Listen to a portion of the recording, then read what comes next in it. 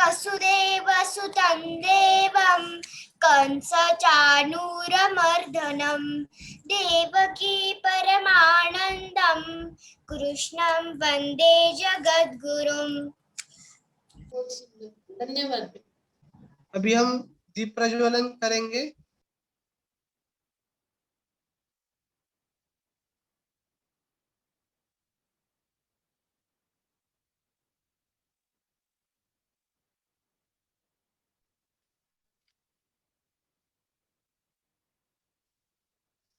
पंद्रह दिनों से काफी मेहनत की है। काफी मेहनत के बाद अब आप लोग गीता का 15वां अध्याय पढ़ पा रहे हैं।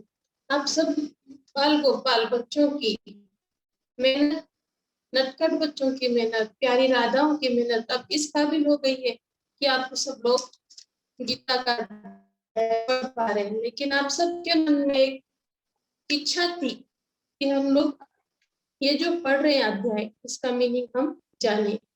आप लोगों की मैं पूर्ण करने के लिए बाल गप्पाओं और प्यारी राधाओं के बीच माता यशोदा का रूप लेकर आई है सौ कविता मानधनी दीदी। कविता मानधनी दीदी, इनके बारे में क्या कहें। बहुत ज्यादा टैलेंटेड, बहुत ही बड़ी सामाजिक कार्यकर्ता, प्रोफेशन से एडवोकेट भी है, सकर सलाहकार है, मनोविकार समुपदेशक भी है। उन्होंने बहुत सारे क्लासेस भी चलाए हैं, उसके अंदर बहुत सारे बच्चे डिस्टिंक्शन ग्रुप भी पाए हैं, उन्होंने प्राप्त किए हैं। इनकी इतनी मेहनत होती है कि बच्चे वो डिस्टिंक्शन ग्रुप लेते हैं। दीदी 28 वर्षों से गीता परिवार की कार्यकर्ता है और परभनी जिला गीता परिवार की अध्यक्ष भी है। दीदी जो है टेलीग्राम पर शेड्स ऑफ ब्लूमिंग नाम से बच्चों के लिए चैनल भी चलाती है, जिसमें बच्चों के स्पिरिचुअल और इंटेलेक्चुअल हेतु हर सप्ताह अभ्यासक्रम दिया जाता है।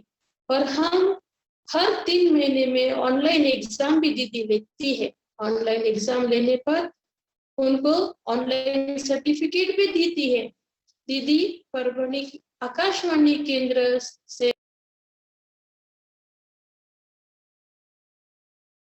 लेती है।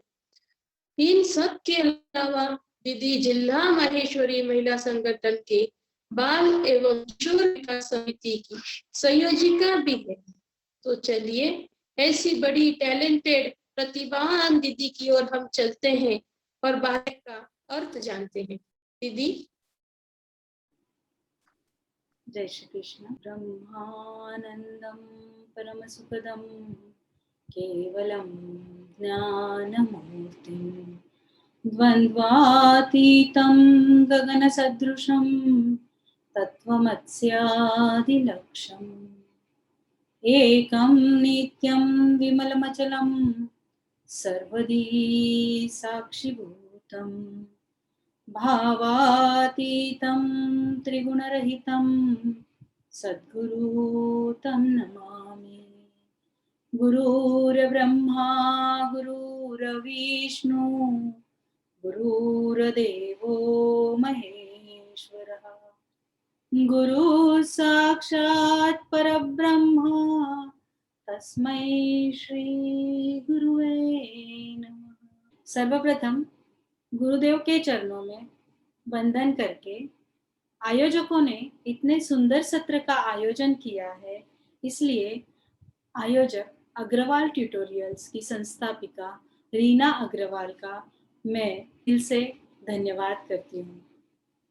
मेरी इतनी योग्यता नहीं है कि मैं इस ग्रंथ के अध्याय पर विवेचन करूं, परंतु रीना जी ने मुझ पर विश्वास जताया और मुझे यहाँ बुलाकर मेरा मान बढ़ाया है। और जो सौभाग्य उन्होंने मुझे दिया है, इसके लिए मैं उनकी आभारी हूँ और स्वयं को भाग्यशाली मानती हूँ, क्योंकि यहाँ पधारे हुए आप इतने सारे भगवान श्री कृष्ण के दर्शन मिले हैं और मेरी अल्पमति से भक्ति मार्ग बतलाने वाला यह दिव्य 12वां अध्याय आपके सामने रखने का प्रयास मैं कर रही हूँ।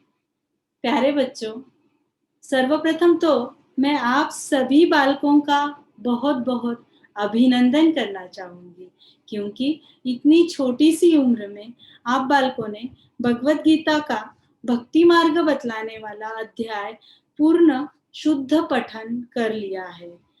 और केवल पठन ही नहीं, इसमें से 3 से 4 लोगों ने पूरा कंठस्थ भी कर लिया है। केवल 10 और 11 दिनों में शुद्ध पठन और पाठांतर करके आप लोगों ने ये अप्रूव कर दिया है। भगवान ने आप लोगों को सच्चे भक्त के रूप में ही चुना है और इस ग्रंथ का ज्ञान देने के लिए रीना जी को चुनकर उन्होंने सच में हम लोगों पर बड़ी कृपा ही कर दी है। आप सभी बालकों का अभिनंदन करना चाहूंगी, स्वागत करना चाहूंगी कि रीना जी जैसी शिक्षिका आपको मिली है और आपको प्रोत्साहित करके इस पवित्र मार्ग पर चलने की प्रेरणा प्रदान कर रही है। भगवत गीता यह वेदों का सार है और 12वां अध्याय भक्ति मार्ग का द्वार है। भक्ति मार्ग से की गई कोई भी शुरुआत सफलता के शिखर को पहुंचाती है। 700 श्लोकों के भगवत गीता का जन्म कुरुक्षेत्र युद्ध भूमि में हुआ था। भ्रमित अर्जुन को सही राह दिखलाने के लिए नहीं, अर्जुन को माध्यम बनाकर हम सामान्य जनों को जीवन में आने वाली बाधाओं से, द्विधा मनस्थितियों से, जैसे कि हमें लगता है ना ये करूं कि नहीं करूं, बहुत बार कोई डिसीजन लेना है तब हमें ये द्वंद्व कि क्या करना चाहिए, तो ऐसी परिस्थिति में निर्णय किस प्रकार से और क्या लिया जाए यह सिखाने के लिए भगवत गीता यह सर्वोत्तम मार्ग है। संपूर्ण भगवत गीता यह 18 अध्यायों की है, परंतु प्रथम अध्याय से शुरुआत न करके 12वें अध्याय से ही सीखना क्यों आरंभ किया? को आप लोगों ने जरूर ये प्रश्न पूछा होगा कि आपने 12वें अध्याय से क्यों शुरू किया है। भक्ति मार्ग बतलाने वाला साधा सरल मार्ग है, इसीलिए सहजता से सफलता की कुंजी को प्राप्त करने के लिए यह भक्ति मार्ग हमें बहुत सहायता प्रदान करता है। भक्ति मार्ग पर चलने वाले सभी को भगवान बहुत जल्दी प्रसन्न हो जाते हैं और जब हम शरणार्थी बन जाते हैं तब तो बहुत आसानी से भगवान हमें प्रसन्न हो जाते हैं। इस अध्याय के शुरुआत में ही अर्जुन ने पूछा है, जैसे अर्जुन उवाच एवं सतत युक्ता ये भक्तास्त्वां पर्युपासते ये चाप्यक्षरमव्यक्तं तेषां के योगवित्तमाः। इसमें भगवान से अर्जुन ने पूछा है कि हे भगवान, आपको किस प्रकार के भक्त प्रिय है, क्योंकि 11वें अध्याय में भगवान ने अर्जुन को जो विश्व रूप दर्शन करवाया था ना, उसके पश्चात अर्जुन के मन में कई प्रश्न आए थे और कई आशंकाएं निर्माण हुई थी।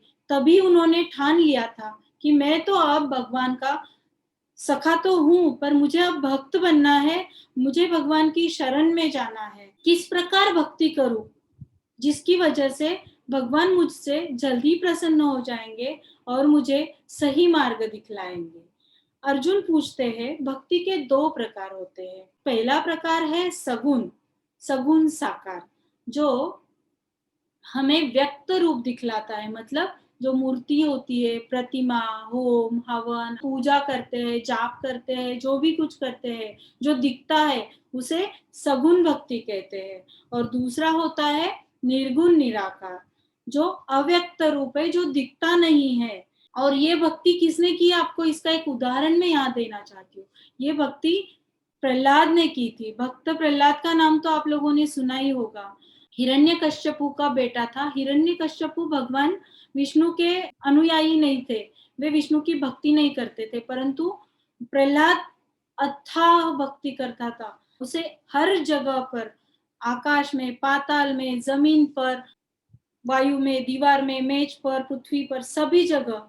तो एक दिन उन्होंने पूछा, तुझे तेरे भगवान, दिन भर तू पूछता है, क्या इस खंबे में तेरा भगवान है?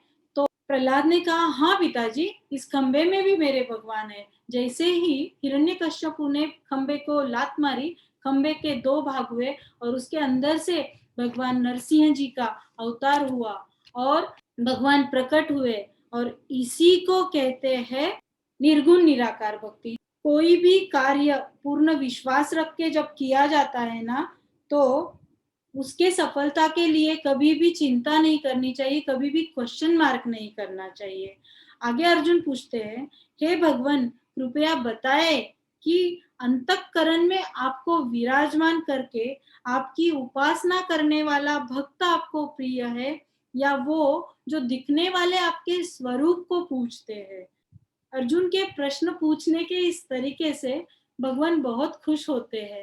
जवाब में कहते हैं, श्री भगवानुवाच मय्यावेश्य मनो ये मान नित्ययुक्ता उपासते श्रद्धया परयोपेतास ते मे युक्ततमा मतः। मतलब, हे अर्जुन, मुझे अपने सारे ही भक्त प्रिय है, जो सदैव मेरा ध्यान करते हैं, मुझ पर विश्वास रखते हैं, नित्य मेरे बतलाए हुए मार्ग पर चलते हैं। जिस प्रकार अर्जुन ने भगवान का विराट रूप देखने के पश्चात उनके भक्त बनने का निश्चय किया था, इसे मैं आप लोगों को विस्तार में समझाती हूँ। मैं आपको एक फोटो दिखाती हूँ, क्या इसे आप देख पा रहे हो? एक दो लोगों को अनम्यूट कर सकते हो देवांशु? ठीक है जी। Ma'am, no ma'am. सरस्वती। हाँ, तो ये किसका फोटो है? सरस्वती। सरस्वती। मुझे बताइए, सरस्वती की पूजा हम लोग क्यों करते हैं? सरस्वती किसकी देवता है? अभ्यास की देवता। अच्छा, विद्या देती है ना हमें। हाँ। हाँ। यस। क्या आप लोगों ने सरस्वती को स्वयं देखा है क्या कभी विद्या देते हुए? नो। नहीं। नहीं मैम। तो आपको विद्या कौन देता है? टीचर। हाँ, अब मैं आपको और एक फोटो दिखाती हूँ। ये किसकी फोटो है? लक्ष्मी। लक्ष्मी। तो ये लक्ष्मी माँ किसकी देवता है? पैसा। पैसे की। अच्छा, इन्होंने आपको आके कभी पैसे दिए है क्या? नो। नहीं ना। तो नहीं। आपकी जरूरतें कौन पूरी करता है? Mummy papa. आपके मम्मी पापा, दादा दादी, चाचा चाची, बड़े भाई बहन, जो भी है वो लोग, है ना। लक्ष्मी और सरस्वती का रूप आप ही के साथ में है। आपके माता पिता आपके लिए लक्ष्मी जी है, और आपके टीचर आपके लिए सरस्वती। सरस्वती। सही है। मुझे बताओ, आप लोग इनकी फोटो दिखने के बाद या इनका मंदिर आने के बाद हम लोग दर्शन करते हैं, बराबर? इनको देखने के बाद यस। और इन पर हमें विश्वास है, हाँ ये लक्ष्मी की दिवाली के दिन हम उनकी पूजा रखते हैं, फिर बसंत पंचमी के दिन सरस्वती माता की पूजा करते हैं, दशहरा करते हैं, ताकि हे देवी माँ मुझे बुद्धि दो, हे देवी माँ मुझे धन दो, लक्ष्मी दो, ऐसा हम लोग करते हैं ना। तो क्या आप अपने माता पिता को रोज प्रणाम करते हो? नहीं ना।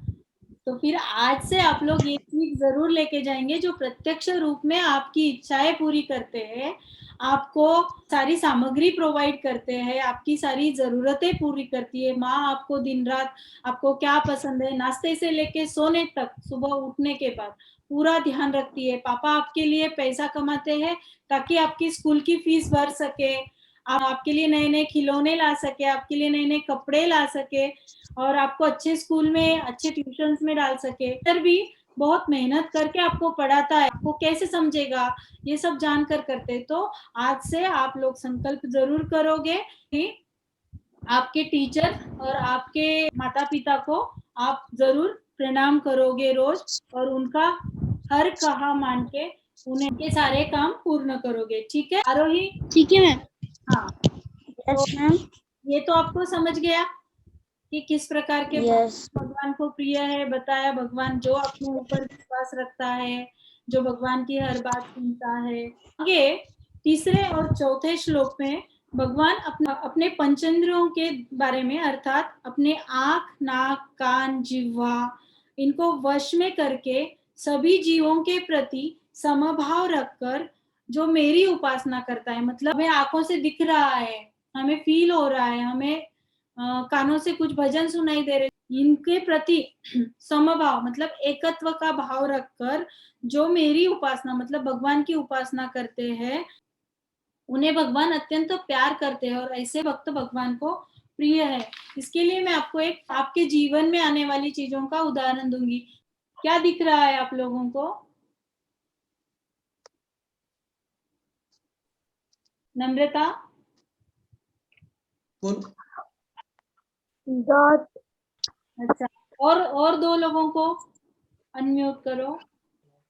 सांची, डॉट है मैम। सांची, और कुछ दिख रहा है? डॉट है। और कुछ नहीं है? हाँ, तो देखो यहाँ पेपर नहीं दिख रहा आप लोगों को? एक सफेद कागज है, उस पर एक गोल है। तो हम लोग डॉट कितने जल्दी दिखा है ना? ऐसा ही होता है हमारे जीवन में। हम लोग जब हमारे मित्र, हमारे भाई बहन इन लोगों के साथ में खेलते हैं, रहते हैं, तो हम उनके गुण नहीं देखते। जैसे अभी ये पूरा वाइट पेपर हम लोगों को नहीं दिखा, लेकिन ये एक छोटा सा डॉट हम लोगों को, तो ये छोटा सा डॉट हम लोगों को दिखा। मतलब जो दोष होते हैं वो हमें दिखते हैं और जो अच्छे हम उसे देखना नहीं चाहते। तो भगवान ने समत्व का भाव यहाँ हमारे लिए इस प्रकार है कि हमें हमारे दोस्त और हमारे जो भाई बहन है उनके दोष नहीं देखना है, हमें उनके गुण देखना है कि उनके अंदर क्या अच्छाई है और कैसे उनके साथ हमें रहना है। कभी कभी घर में भी होता है, हम हमारी माता को, हमारे पिता को, हमारे दो तीन भाई बहन जितने भी रहते हैं, हम लोग बोलते हैं कि तुम उनको ही ज्यादा प्यार करते हो। अरे बाबा, उस समय उनकी कोई वीकनेस होंगी, उसकी वजह से वे उन्हें प्यार तो माता पिता सभी को करते हैं, है ना? तो इस प्रकार हमें आज से ये संकल्प लेना है, हम लोगों को अच्छी चीजें देख के उसका अवलोकन करना है, न कि निगेटिव चीजें, न कि वो काला डॉट। ठीक है, वो तो है, ठीक है, हर किसी में होता है, लेकिन हमें उसे इग्नोर करना है। हम लोग मतलबी और स्वार्थी बिल्कुल भी नहीं बनना चाहिए। ये भी भगवान दिखाते, जो लोग मतलबी है, जो स्वार्थी है, उन्हें भी भगवान नहीं शिष्य बनाते हैं जल्दी। क्यों? उसका एक उदाहरण ऐसा है, अभी एग्जाम के दिन आए थे, अभी एग्जाम चल भी रही होंगी, किसी की हो भी गई होंगी, तब हम लोग क्या करते हैं? भगवान की पूजा करते हैं, सुबह सुबह उठते, नहा धो के भगवान के सामने बैठते, हे भगवान मुझे अच्छी बुद्धि दे, मुझे अच्छा जाने दो मेरा पेपर वगैरह, 21 बार भगवान का नाम लेते हैं। ऐसा काफी कुछ होता है ना? तो हम स्वार्थी बनते हैं। तब क्या हम नित्य पूजा करते हैं भगवान की? नहीं ना। तो ये सब बिल्कुल नहीं होना चाहिए। हम लोग एग्जाम के दिनों में दिन रात जागते हैं, पढ़ते हैं, क्योंकि हम पढ़ाई नहीं होती है। तो इसके लिए हमें हमारे जीवन में एक प्रॉपर दिनचर्या का पालन करना चाहिए। तो कैसे कर सकते हैं भाई? सुबह उठने का टाइम फिक्स होना चाहिए, फिर ब्रेकफास्ट है, फिर पढ़ाई है। मतलब हमें एक समय एक ही काम करना चाहिए, न कि एक साथ हमें 3 से 4 कामों में मल्टीपल टास्किंग जो बोलते हैं वो जरूर करना चाहिए। कंप्यूटर भी करता है, लेकिन कंप्यूटर भी एक काम एक समय करता है। वैसे ही हम लोग किताब तो खोल के बैठ जाते हैं, उस समय टीवी पे क्या चल रहा है, या फिर किचन में मम्मी क्या कर रही होंगी, है ना? ऐसा, या बाहर मेरा वो दोस्त है वो खेल रहा होगा और मैं यहाँ पढ़ रहा हूँ, ऐसा होता है। लेकिन ऐसा नहीं होता है अगर हम साल भर हमारी दिनचर्या बनाते हैं, है ना? आप लोग आज ये संकल्प जरूर करेंगे कि हमें हमारी दिनचर्या आज से बनाना है, और ताकि जो काम हम 20 मिनट में कर सकते हैं एकाग्र चित्त होके, उसे 1 घंटा भर करने की आवश्यकता तो बिल्कुल भी नहीं रहेगी, है ना? करोगे ना आप लोग आज से ये सब? आप ये सारी चीजें लिख के जरूर रखना। आगे के श्लोकों में भगवान कहते हैं हमारा मन और बुद्धि, ये दोनों के भी माध्यम से जो उनका ध्यान करेगा, मतलब हमारा मन भी साथ देना चाहिए और हमारी जो बुद्धि है, जिसे हम लॉजिक कहते हैं आज की भाषा में, तो ये दोनों एकत्रित होके मेरा ध्यान करता है, मतलब भगवान का ध्यान करता है बिना कोई शंका रखे। ऐसे ही भक्त भगवान को प्रिय है। भगवान मतलब भगवान ने कहा है, क्योंकि हम लोग लॉजिक ढूंढते हैं, हम लोग अभी साइंटिफिक रीजन से वे लॉजिक ढूंढते हैं, क्या लॉजिक है, क्या करेगा, है ना? तो वो लॉजिक और हमारा मन, ये दोनों को हमें एक जगह करना है। तो यहाँ पर मैं जो मन और बुद्धि की बात कर रही हूँ, यहाँ हमारे जो विद्यार्थी जीवन है इसमें मैं एक बेस्ट उदाहरण आपको देना चाहती हूँ कि हमारा मन और हमारी बुद्धि, ऐसा नहीं है कि इस अध्याय में बताया कि भगवान का, अरे भक्त तो हम हमारे शिक्षक के भी बन सकते हैं। तो शिक्षक जो हमें पढ़ाता है उसमें हम हमारा लॉजिक तो जोड़ना ही नहीं है, क्योंकि शिक्षक तो आज के आपके लॉजिक के हिसाब से ही पढ़ा रहा है ना। तो उस पर आपको पूर्ण विश्वास रखना है, ना कि हर चीज को गूगल बाबा की सहायता लेनी चाहिए। जो भी आपके मन में शंकाएं हैं, जो भी डाउट्स है, जो कुछ भी है, वो सब आपको अपने शिक्षक के सामने खोल के रखना है और उनके बताए हुए मार्ग का अवलंब करना चाहिए, ताकि आपको सफल बनाए बिना बिल्कुल भी नहीं रहेगा।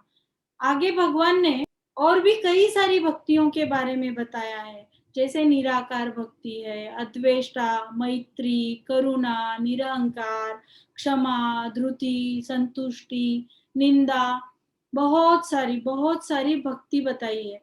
परंतु इतनी सारी भक्ति के बजाय एक अद्वेष्टा भक्ति को भी हमने हमारे जीवन में अगर लिया तो वो किस प्रकार लेना है, यह मैं आपको अभी बताती हूँ। आप लोगों ने पेंसिल, इरेजर और पेन तो लिया है ना साथ में? अगर नहीं लिया है तो ले लीजिए। एक पेंसिल, एक इरेजर और एक पेपर। तो मैं आपको अभी बताना चाहूंगी कि द्वेष न करना यह कैसे संभव है। ये फिगर आपको दिख रही है? दो बच्चों को अनम्यूट करो जिनको अभी तक नहीं किया है। जी जी जी जी, बोलो बेटा। सोनाली, सोनाली, विराज। हाँ, ये जो फिगर है, ऐसी फिगर आपको पेंसिल से निकालना है पेपर के ऊपर।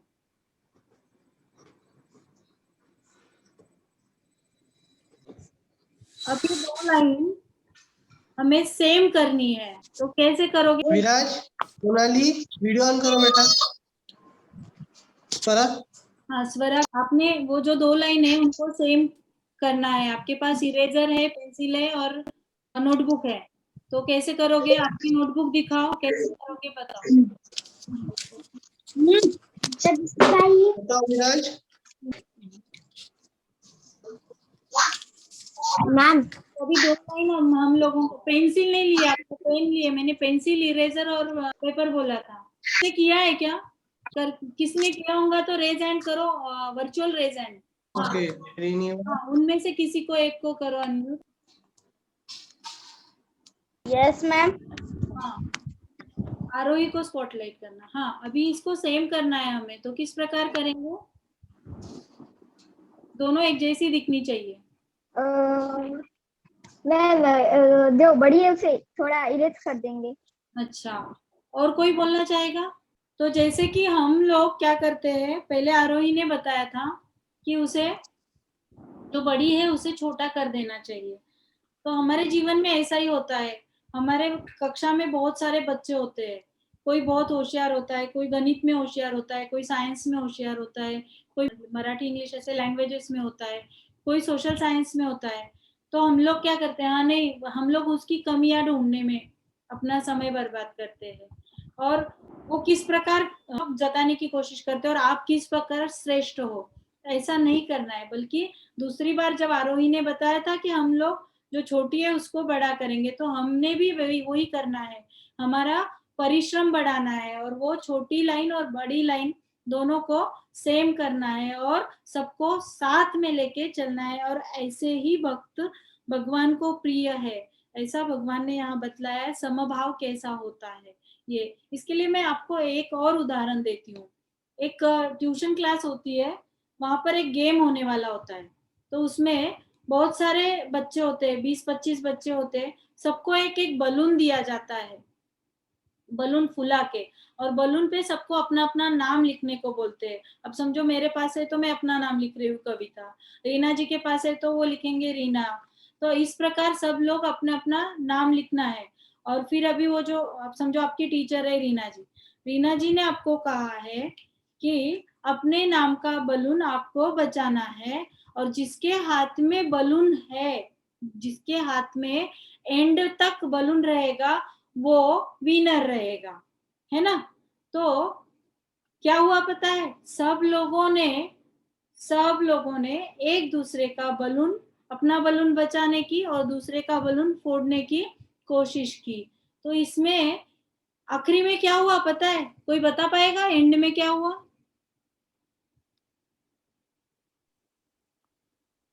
मैं 2 बच्चों को अनम्यूट करता हूँ। हाँ, वैष्णवी बताओ बेटा। No ma'am. मैम फिर सब बच्चों ने अपना अपना बलून, सब बच्चों का बलून फूट गया। तो बाद में जो मिस ने बोला कि मैंने तो तुम्हें किसी का बलून फोड़ने को बोला ही नहीं था, तुमने सबका फोड़ दिया, लेकिन तुम्हारा में क्या हुआ, सबके बलून फूट गए, है ना। जीवन में सकारात्मकता कैसी आनी चाहिए, ऐसी स्टोरी सुनने वाले बच्चे कम मिलते हैं, आपको अपने लिए ये बहुत अच्छी बात है, ठीक है। तो एंड में क्या हुआ, सबके बलून फूट गए, कौन विनर हुआ? कोई भी नहीं, सब हार गए। तब रीना जी ने क्या कहा सब बच्चों से, मैंने आप लोगों को अपना बलून बचाने को कहा था और जिसके हाथ में बलून रहेगा वो विनर है, ऐसा कहा था, है ना। तो इसका मतलब आप सब अगर सोचते थे तो आप सब भी विनर बन सकते थे ना। इसीलिए सबका साथ सबका विकास, ये जो मोदी जी हमेशा कहते हैं ना, ये बात सही है। तो आप लोगों को भी सबको अपने साथ मिलाकर सबको एक साथ आगे चलना चाहिए। आगे भगवान बताते हैं, जो द्वेष करते हैं, जो क्रोध करते हैं, जो दूसरों को पीड़ा देते हैं, ऐसे भक्त उन्हें बिल्कुल भी पसंद नहीं है। अनेक महान व्यक्ति भक्ति मार्ग पर चलकर बहुत सारे उदाहरण हमारे सामने हैं। जैसे रामदास स्वामी भी है, उन्होंने जो मनोबोध लिखा है ना, मना सज्जना भक्ति पंथे चिदाओ, उसमें भी उन्होंने शुरुआत अपने भक्ति नाम से ही की है, क्योंकि भक्ति का मार्ग सरल, सहज और सर्वोत्तम है। इसीलिए हनुमान जी की भक्ति, शबरी की भक्ति, अहिल्या की भक्ति, यह सब राम के भक्त थे। उन्होंने कोई शंका नहीं रखी थी कि मैं ये करूंगा तो मुझे ये मिलेगा, मैं ऐसा करूंगा तो वो होगा। निस्वार्थ भाव से उन्होंने सेवा की थी। हनुमान जी की भक्ति, शबरी की भक्ति हम तो जानते ही है। उसके बाद मीराबाई भी पूर्ण भक्ति से ही, रानो जी ने उसके लिए विष भेजा, सांप भेजे जहरीले, सब कुछ, लेकिन वो सांप की भी फूल की माला बन गई, विष का भी अमृत बन गया, क्योंकि केवल भक्ति थी। मेरे श्री कृष्ण आएंगे और मुझे बचाएंगे, ऐसा पूर्ण विश्वास उन्हें था।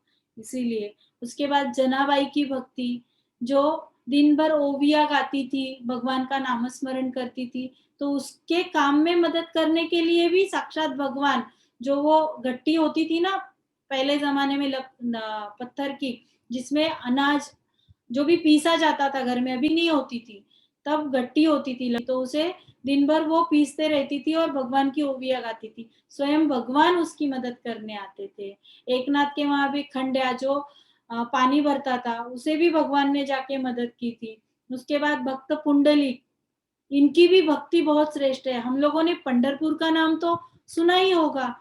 भक्त पुंडलिक किस प्रकार अपने माता पिता, शुरुआत में तो वे बहुत व्यासंगी थे, उनका संग अच्छा नहीं था, पर उन्होंने एक बार देखा कि माता पिता की भक्ति, तब से वे जो माता पिता की भक्ति करने लगे, तो साक्षात भगवान विष्णु उनसे प्रसन्न होके उन्हें देखने के लिए उनके दरवाजे में आए और उन्हें कहा कि मैं आया हूँ, मुझे तुमसे मिलना है, बात करना है, मैं तुम्हारी भक्ति से प्रसन्न हूँ।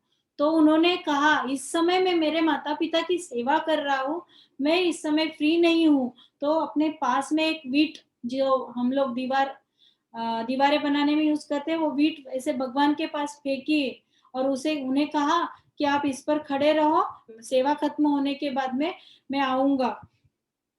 इस प्रकार भगवान उनकी प्रतीक्षा करने के लिए वहां खड़े रहे, और जब उनका कार्य पूर्ण हुआ सेवा का, तब वे भगवान के पास गए, तो भगवान उनसे अति प्रसन्न हुए और उन्हें वर मांगने का। तब उन्होंने वर भी यही मांगा कि भगवान, मेरी बस एक ही इच्छा है, आप यही इस प्रकार, मतलब जैसे कमर पे हाथ रख के भगवान खड़े थे ना, ऐसे ही विट पर खड़े रहो और आपके सारे भक्तों को दर्शन दो, ये मेरी इच्छा है। और आज तक पंढरपुर के भगवान हमें दर्शन देने के लिए पुंडलिक की इच्छा थी, उनको वरदान दिया था, इसलिए आज भी हमें हम जैसे भक्तों को दर्शन देने के लिए भगवान खड़े हैं। इस प्रकार के एक नहीं बहुत सारे उदाहरण इतिहास हमें देता है। तो आइए हम भी जीवन में भक्ति मार्ग को अपनाकर भगवत गीता के संपूर्ण 18 अध्याय पठन एवं कंठस्थ करके और उसका संकल्प लेते हैं और इस भगवत गीता के ज्ञानामृत को अपने जीवन में घोलकर सफलता की सीढ़ी चढ़ते हैं। जय श्री कृष्ण। आज का यह जो चिंतन मुझसे हुआ है, इसे मैं अपने पूज्य नानी जी जो 6 दिन पहले ही परमात्मा में विलीन हुए हैं, उनको अर्पण करके उनकी आत्मा को नमन करती हूँ और आज का ये विवेचन समाप्त करती हूँ। आप लोगों की कोई शंकाएं होंगी तो आप जरूर पूछिए और आपको विवेचन कैसा लगा ये भी बताइए। जिससे भी डाउट है वो हैंड रेस कीजिए, जिससे भी दीदी से कुछ प्रश्न पूछना है। किसी को कोई प्रश्न पूछना है? जो कुछ मैंने बताया है उसमें कुछ नहीं समझा है तो आप जरूर पूछ सकते हो। जी समीक्षा। हाँ पूछो। मैम सगुन भक्ति मतलब क्या? सगुन भक्ति मतलब मूर्ति पूजा। हम लोग पूजा अर्चा करते हैं सुबह सुबह अपने घर में, अपने बुजुर्ग बड़े अपनी मम्मी भगवान की पूजा करती है, वो सगुन भक्ति होती है। होम होता है, हवन होता है, मंदिरों में आरती होती है, प्रार्थना होती है, यह सगुन भक्ति है जिसमें मूर्ति पूजा का मान होता है। मैम मूर्ति में सच में भगवान रहते हैं? मूर्ति में सच में प्राण प्रतिष्ठा करने के बाद जैसे नामस्मरण होता है और मूर्ति में हमारी दृष्टि में भगवान होने चाहिए। पत्थर की भी मूर्ति है तो मूर्ति है, बस हमें उसमें वह एक शक्ति होती है जो हमें हमारी पॉजिटिविटी, क्योंकि हम उसके पास देखते समय हमारे मन में अच्छे विचार आते हैं ना, तो वो पॉजिटिव थॉट्स हमें सफल बनाते हैं, इसीलिए उसे हम भगवान मानो। Thank you ma'am. और किसी को कुछ पूछना है? मैम श्रीनिवास बोलो बेटा। श्रीनिवास इसमें कृष्णा जी सिर्फ अर्जुन जी का आंसर देते हैं। पूछिए बेटा, बोलो। मैम पूरे अध्याय में कृष्णा जी सिर्फ अर्जुन जी का जवाब देते हैं। हाँ, तो अर्जुन ने एक प्रश्न यही पूछा ना, हे भगवान मुझे आपका भक्त बनना है, मैं सखा तो था ही, लेकिन आपको किस प्रकार के भक्त प्रिय है? तो इसीलिए पूरे अध्याय में बताया है कि बहुत सारे जो लक्षण है ना भक्त के, वो बताया, अद्वेष्टा, निर्ममो, निरंकार, सम, जो दुखी लोगों दुखी नहीं देख सकते हैं, ये सारे निर्गुण, निराकार, ये सारे प्रकार भगवान ने एक एक श्लोक के माध्यम से बताए हैं। Thank you ma'am. मैम सगुन भक्ति मीन्स क्या? वेदिका उत्तरवार। वेदिका को स्पॉटलाइट नहीं हो रहा है, कर सकते हो क्या? थोड़ी देर पहले ही बताया सगुन भक्ति किसे कहते हैं। मूर्ति पूजा मैंने बताया ना, जो हम लोग रोज सुबह भगवान की पूजा घर में करते हैं, प्रेम करते हैं, मंदिरों में भगवान की आरती होती है, भगवत मतलब बड़े बड़े जो कथाएं वगैरह होती है, ये सब सगुन भक्ति है। इसमें दिखता है व्यक्त रूप, भगवान का रूप दिखता है। जैसे मैंने आपको लक्ष्मी जी और सरस्वती दिखाई थी, वो व्यक्त रूप है, और अव्यक्त रूप की पूजा किसने की थी? प्रहलाद ने की थी, बराबर? समझ गए सगुन भक्ति का प्रकार? और कुछ पूछना है? ठीक है, नहीं दीदी किसी को कोई रोक नहीं। चलेगा, हो गया। और आप लोग अपने अपने अभिप्राय जरूर भेजिए रीना जी के पास, आपको कैसा लगा, और जो भी डाउट्स है और भी आप पर्सनल में पूछना चाहते हो तो मेरा नंबर रीना जी से ले सकते हो। रीना जी आपको कुछ बोलना है? तो अब समापन की ओर चलेंगे हम। हाँ, स्वराली जादव समापन का प्रेम लो बेटे। योगेशं सच्चिदानंदं वासुदेवं व्रजप्रियं धर्म संस्थापकं वीरं कृष्णं वन्दे जगद्गुरुं कृष्णं वन्दे जगद्गुरुं। बहुत सुंदर। और जो 3 से 4 लोगों ने पूर्ण कंठस्थ किया है उनका भी बहुत बहुत अभिनंदन। धन्यवाद, आपने बहुत सुंदर बढ़िया विषय किया। बढ़िया, मेरे हिसाब से Thank बच्चों you, को ma'am. कोई प्रॉब्लम रही नहीं होगी। बच्चे बहुत अच्छे में कुछ खास क्वेश्चंस भी नहीं आए इनकी तरफ से। बहुत धन्यवाद दीदी, दिल से आभारी आपके।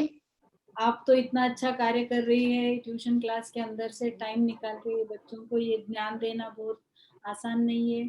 बहुत सुंदर कार्य है और इसमें इतने सारे बच्चों ने भगवत गीता का विवेचन अटेंड किया, ये भी बहुत बड़ी बात है।